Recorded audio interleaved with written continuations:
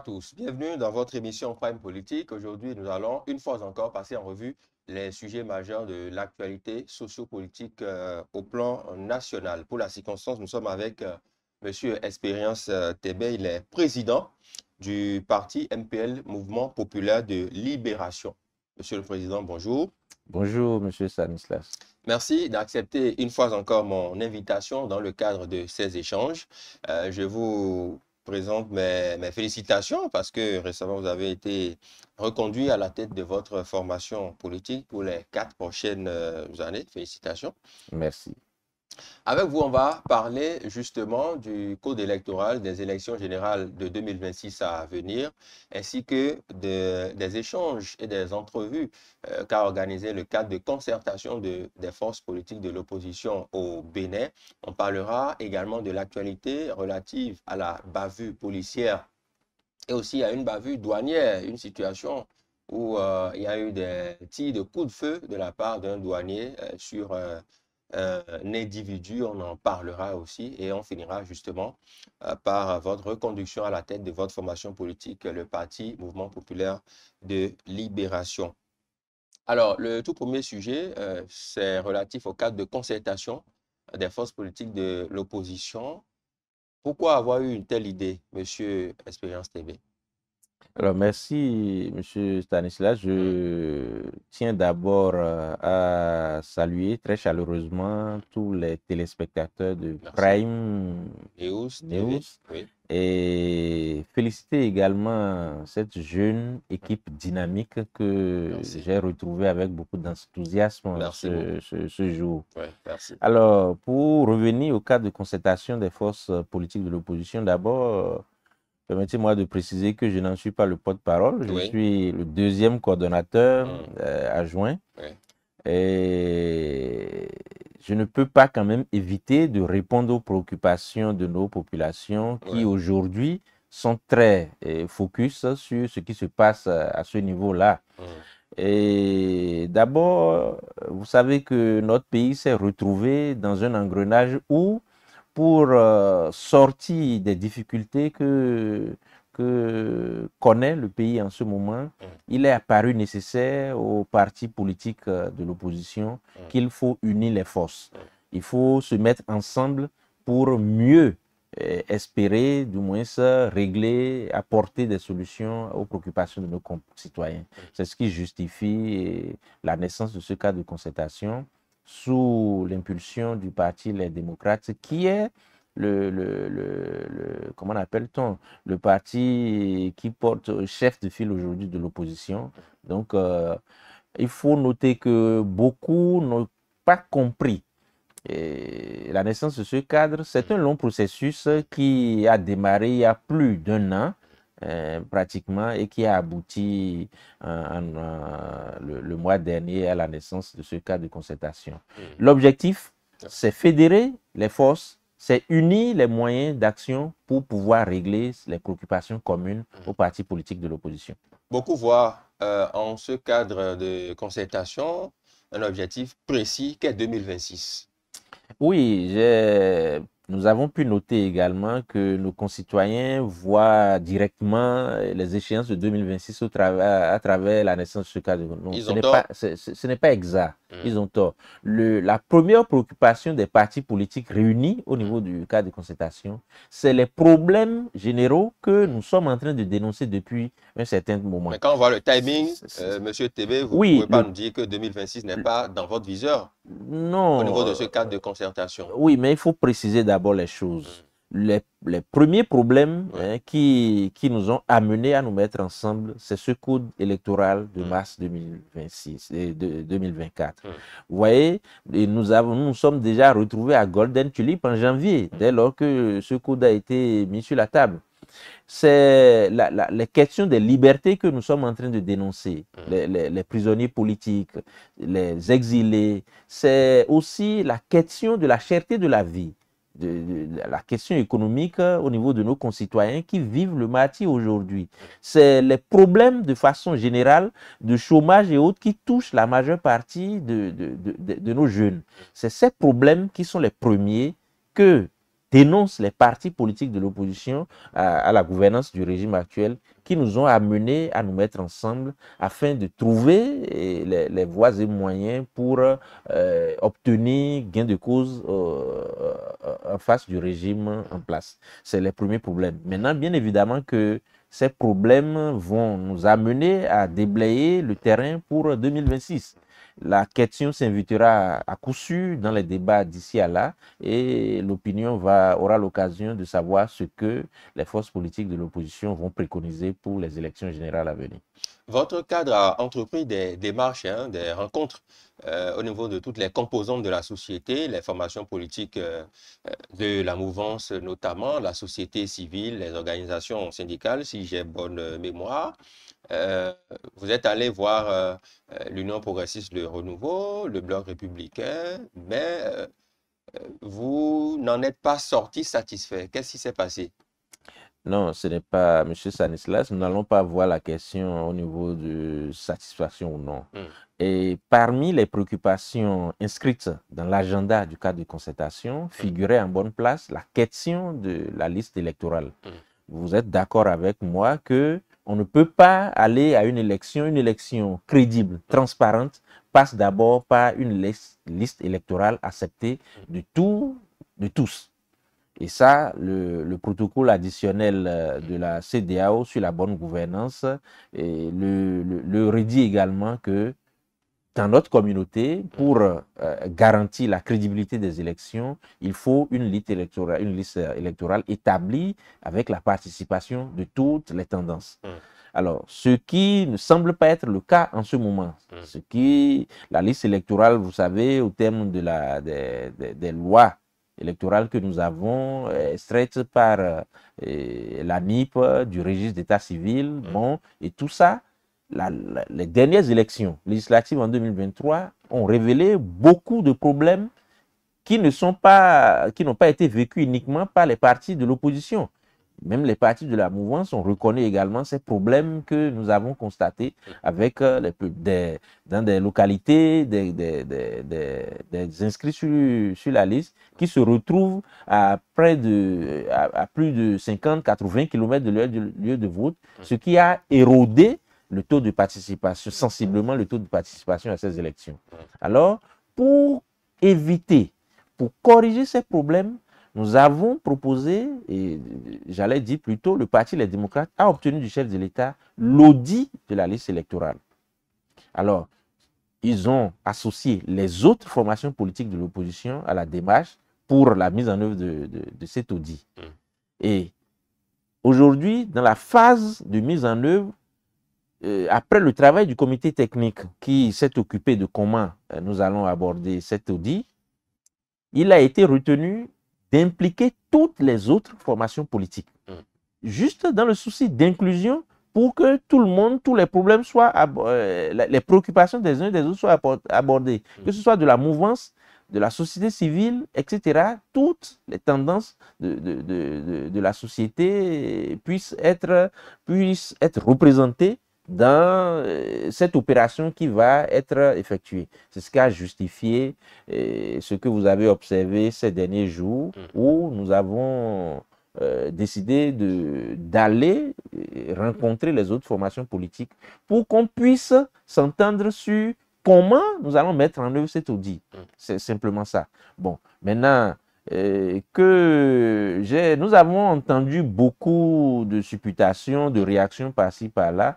Le cadre va faire le point, d'ailleurs, je pense les heures à venir, va faire le point de cette tournée que nous avons, de ces rencontres que nous avons eu à faire et dire ce qu'il en est. Ce que nous devons retenir déjà de façon, je vais dire, globale, c'est que l'audit aura lieu.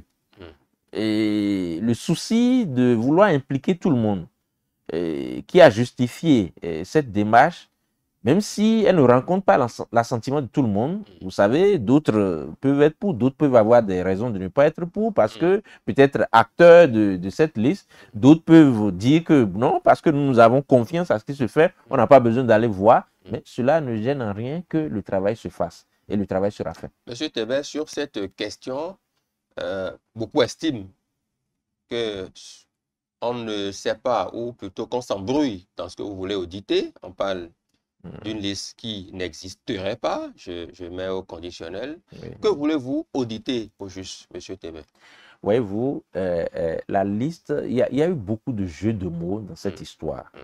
On ne peut pas dire que, au thème de la nouvelle loi, que la liste électorale, nous savons, oui, que la liste électorale est extraite à 120 jours, les tendances à 180 jours, et après la liste à 120 jours des élections, de la date des élections de l'année. Et donc, par conséquent, la liste à auditer ne naîtra que dans 120 jours, et c'est à ce moment qu'on va... Non, il y a bien plus à voir.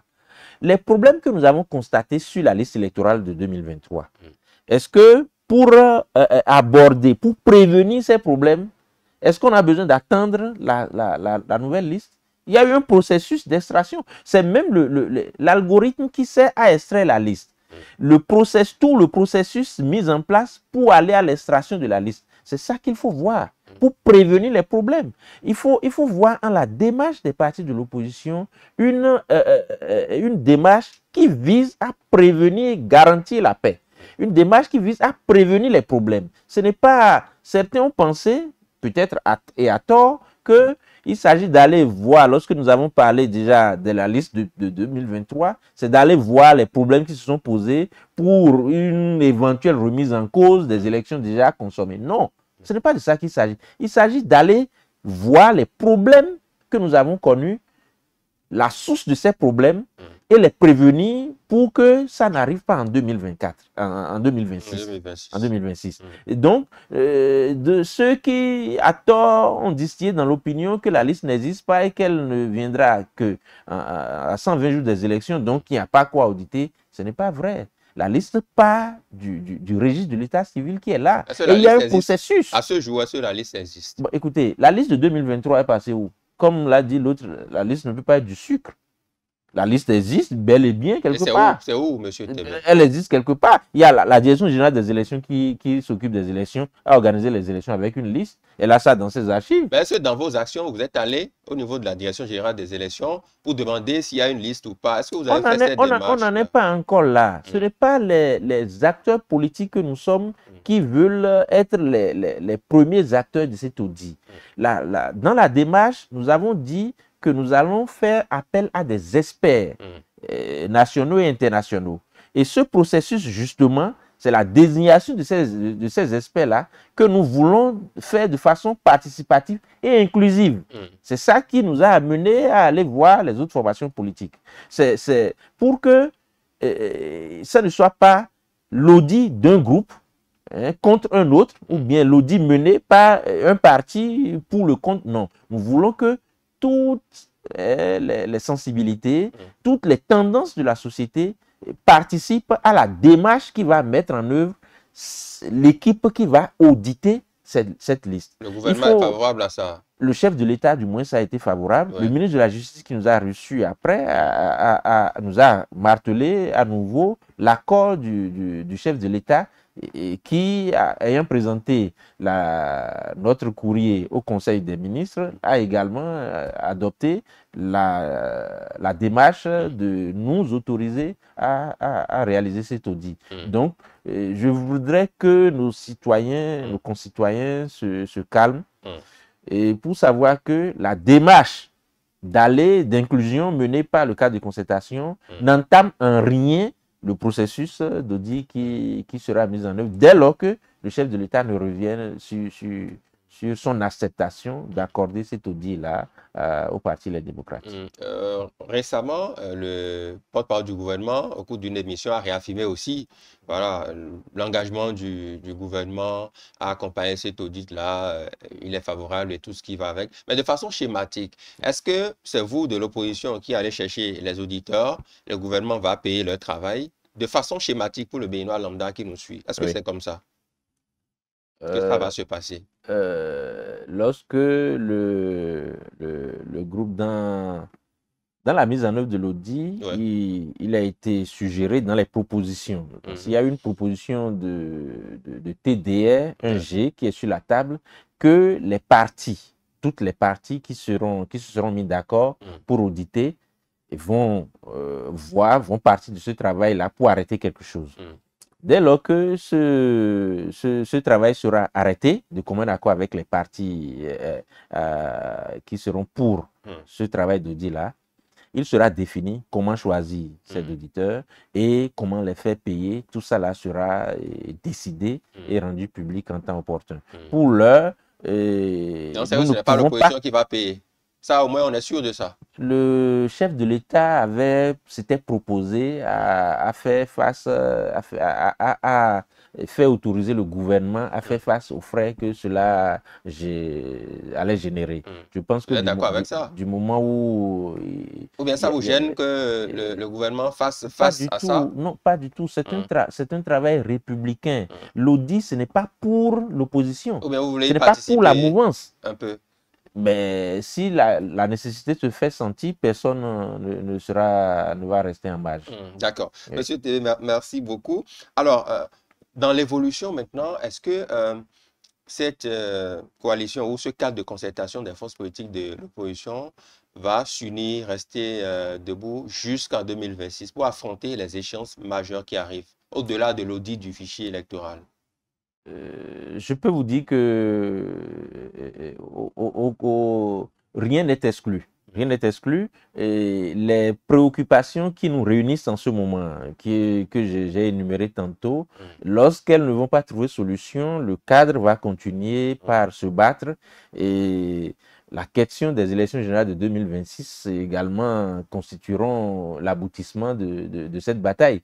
Et donc, nous sommes convaincus que nous allons continuer la bataille jusqu'à trouver satisfaction à nos préoccupations jusqu'en 2026. Nous avons appris que dans le rang des formations politiques de la mouvance, on se prépare aussi à unir les forces, à initier ou créer un cadre de concertation.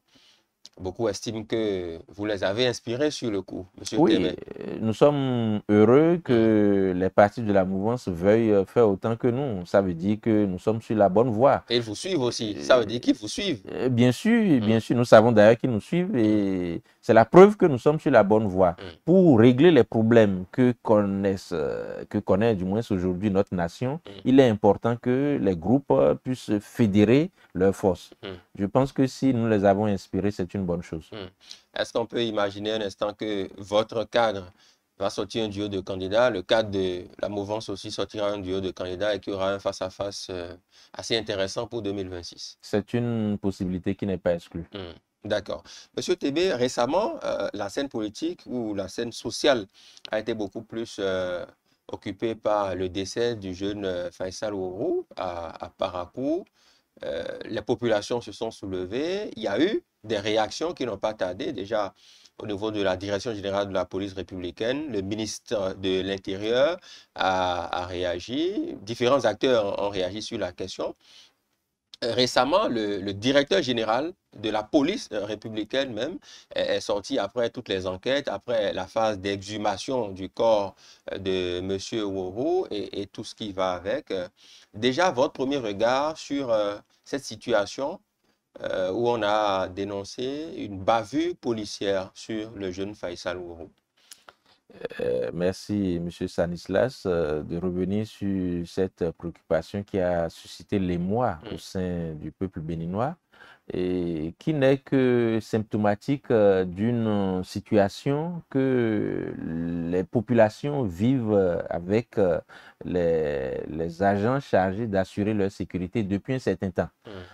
Et notre parti, le Mouvement populaire de libération, ayant appris cette désolante nouvelle, n'a pas manqué de réagir à travers un communiqué pour, dans un premier temps, présenter nos condoléances et nos compassions à la famille de Faisal et au peuple béninois en général.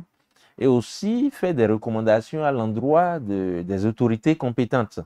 Surtout, faire toute la lumière sur ce qui s'est passé et ensuite prendre des mesures idoines à l'endroit des agents qui auraient commis des impairs.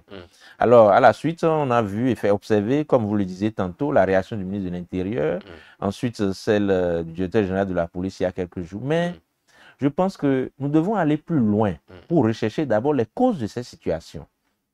Parce que si cette situation devient de plus en plus récurrente, qu'ils vous souviennent, on en a connu à ces bavures policières, à ces mains, par-ci, par-là, un peu partout dans le pays. Ça pose d'abord le problème de la formation de ceux qui sont chargés d'assurer notre sécurité et qui sont outillés, armés, à qui l'État, la République a confié les moyens et surtout du matériel sensible pour assurer notre sécurité. Vous allez continuer, M. Tébé, mais est-ce que c'est plus une question de formation qu'une question de moralité? J'ai envie de dire, vous pouvez avoir l'arme à disposition et choisir de ne pas en faire usage ou choisir d'en faire usage autrement. Non, je ne vais pas parler de moralité d'abord. Je parlerai plutôt de formation.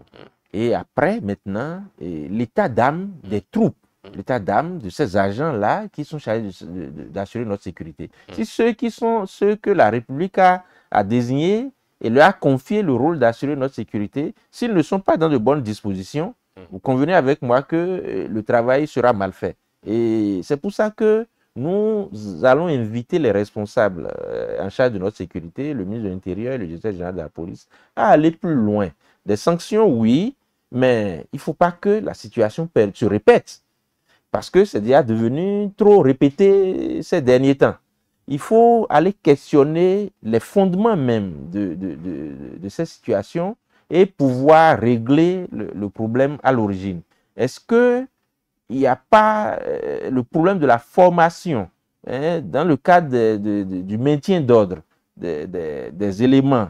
Est-ce que le temps disposé, les programmes qu'ils reçoivent et ensuite maintenant l'encadrement, comme j'ai cru l'entendre au niveau de l'intervention du directeur général de la police, est-ce que les responsables chargés d'encadrer, de suivre ces missions de sécurisation-là se donnent le temps et les moyens de suivre ces jeunes qui sont envoyés sur le terrain? Je pense qu'il y a un travail de fond que le cas Faisal doit amener les responsables à faire pour qu'on puisse éradiquer cette situation de bavure. Et autour de ça, là où je vois qu'il y a un manque de suivi, il y a également la responsabilité au haut niveau de des patrons de la police est engagée. Voyez-vous, regardez aujourd'hui cette opération de contrôle radar qui se fait un peu partout. Il est très loisible de constater que si ça continue comme cette opération est menée en ce moment, il pourrait y avoir des problèmes qui vont naître de là.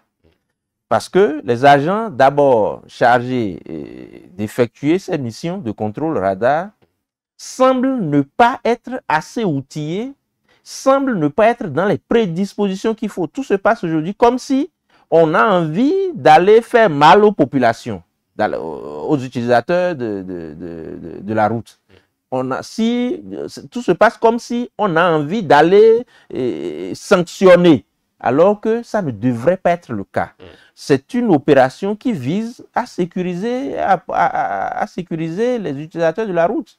Et ça ne peut pas être perçu par ces agents-là comme s'ils viennent pour sanctionner, comme s'ils viennent pour attraper des voleurs et les gruger. Ensuite, les règles qui doivent gouverner cette opération-là ne sont pas clairement mises à la disposition des concitoyens.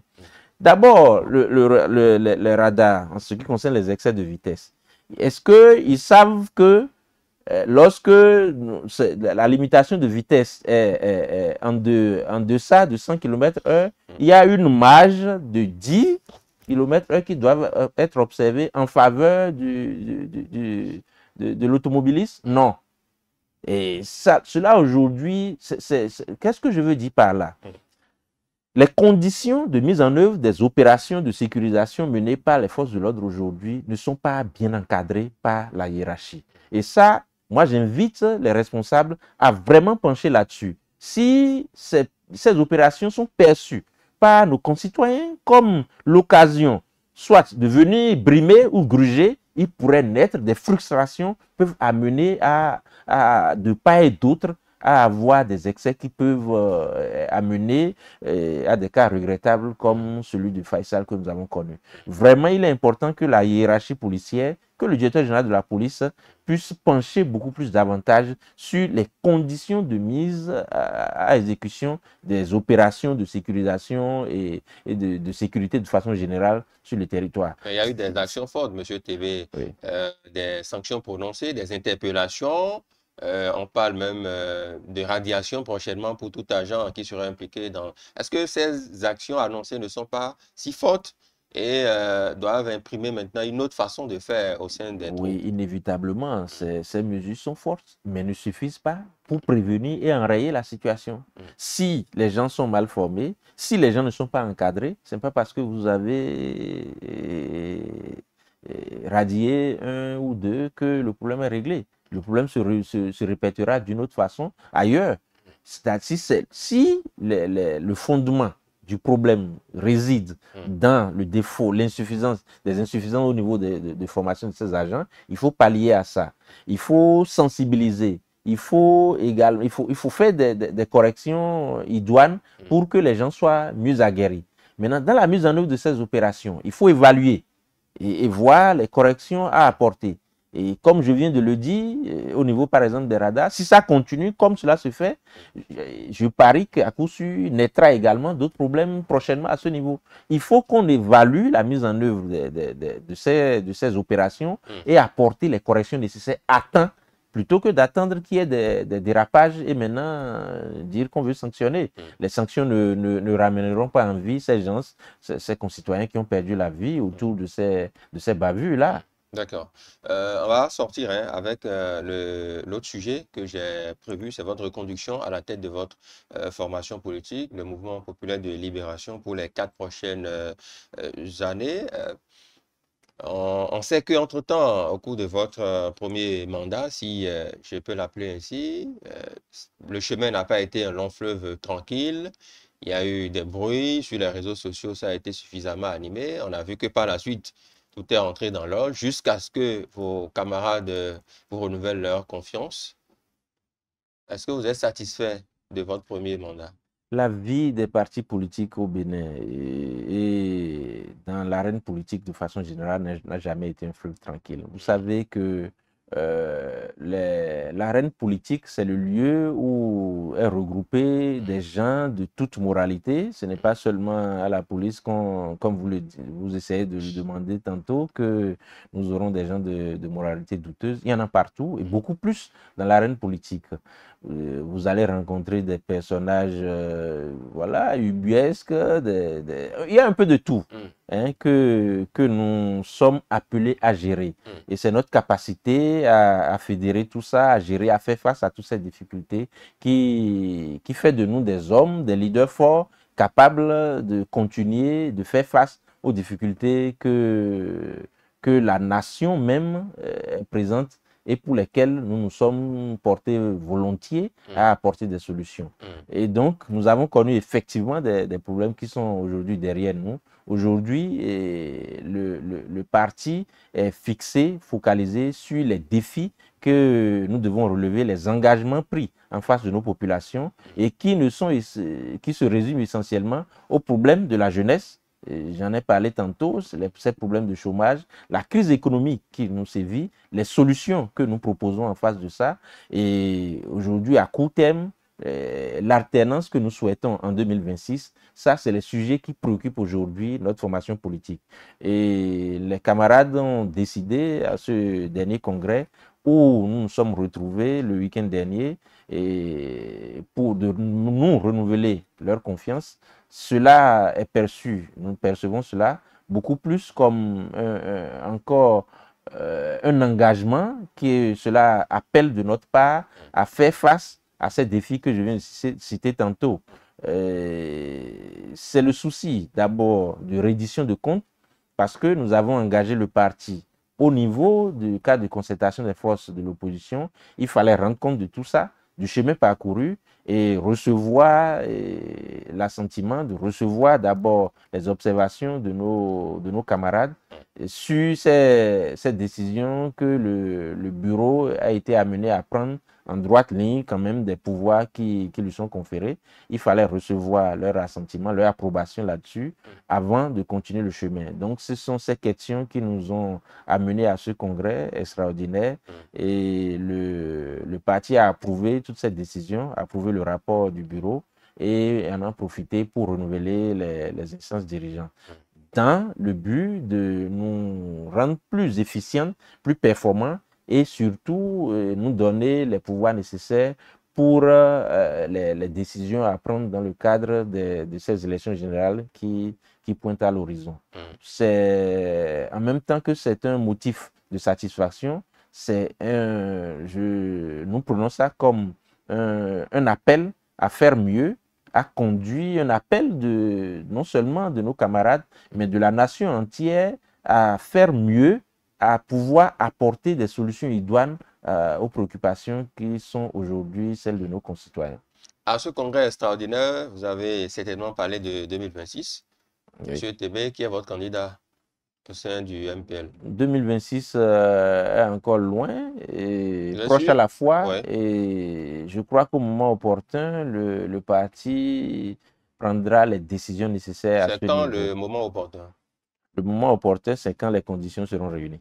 Quand est-ce que ça sera réuni? Aujourd'hui, d'abord, avec le code électoral que nous avons, il est difficile à un parti comme le nôtre qui n'a pas d'élu, de vouloir commencer par conjecturer sur la candidature ou non de ces leaders à ces élections générales. Je pense que la question est beaucoup plus complexe. C'est ce qui a justifié notre appartenance à ce cadre de concertation où, dans l'agenda du cadre de concertation, le combat pour la participation de toutes les forces politiques a été inséré en lettres d'or parmi les objectifs à atteindre. Nous n'avons pas fini ce combat, donc nous ne saurons dire en ce moment avec précision comment est-ce que le MPL va aborder ces élections générales.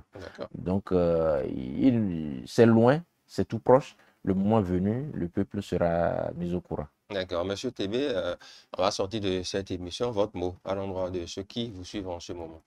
Alors, je vais m'adresser à mes concitoyens, au peuple béninois entier, pour leur dire de garder espoir.